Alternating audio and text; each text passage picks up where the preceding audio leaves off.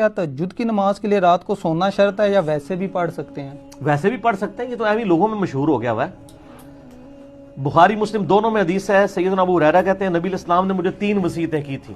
Number 1 سونے سے پہلے وتر پڑھ لینا، نمبر 2 اشراق کی نماز، اور نمبر 3 مہینے میں 3 روزے۔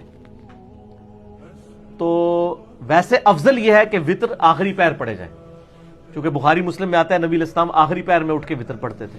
البتہ ترمذی میں آتا ہے کہ بعض اوقات آپ عشاء کے ساتھ پڑھ لیتے تھے، بعض اوقات آخری، یعنی دین میں آسانی ہے۔ وتر پہ میرا ڈیٹیل لیکچر ہے مسئلہ 130، اس میں میں نے اس ایشو کو ایڈریس کیا ہے۔ تہجد یا رات کی نماز کے لیے سونا کوئی شرط نہیں ہے۔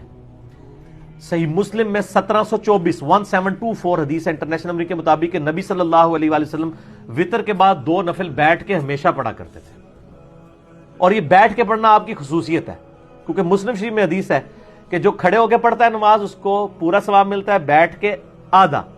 اور نبی علیہ السلام ایک دفعہ بیٹھ کے نفل پڑھ رہے تھے، مسلم شریف کے الفاظ ہیں، ایک صحابی آئے حضور کے ماتھے پہ ہاتھ رکھا، کہا یا رسول اللہ طبیعت ٹھیک ہے؟ کہا ٹھیک ہوں۔ کہا یا رسول اللہ آپ نے تو کہا بیٹھ کے آدھا ثواب ملتا ہے۔ آپ فرمایا مجھے اللہ تعالیٰ بیٹھ کے بھی پورا ہی دیتا ہے، یہ تمہارے لیے ہے، ٹھیک ہو گیا؟ تو یہ مسلم شریف میں حدیث ہے، یہ ساری کٹھی حدیث ہیں 1724 آنورڈ آپ دیکھ لیں۔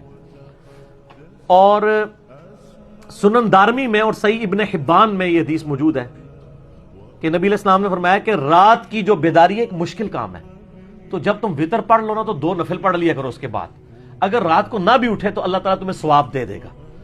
تو میں اس میں تہجد، یعنی یہ تہجد کا افضل ثواب، ویسے تو تہجد کی نماز، وتر کی نماز، تراویح یہ ایک ہی ہے، یعنی رات کے آخری پیر میں اٹھ کے پڑھنے والا ثواب مل جائے گا۔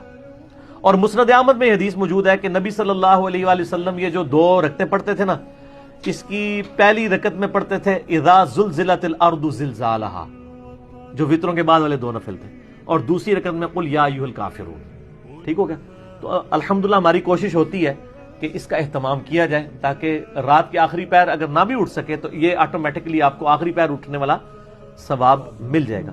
تہجد کے لیے سونا کوئی شرط نہیں ہے، علماء نے شرط بنا دی ہوئی ہے، حالانکہ نبی صلی اللہ علیہ وآلہ وسلم نے ایسی کوئی چیز مشروع نہیں فرمائی ہے۔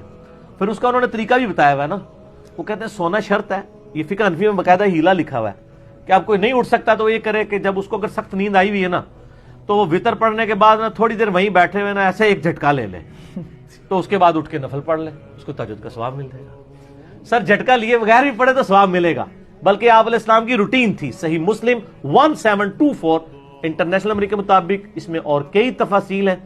مسئلہ 130 ہے میرا نماز وتر کے اوپر 2 گھنٹے کا، وہ آپ دیکھیں۔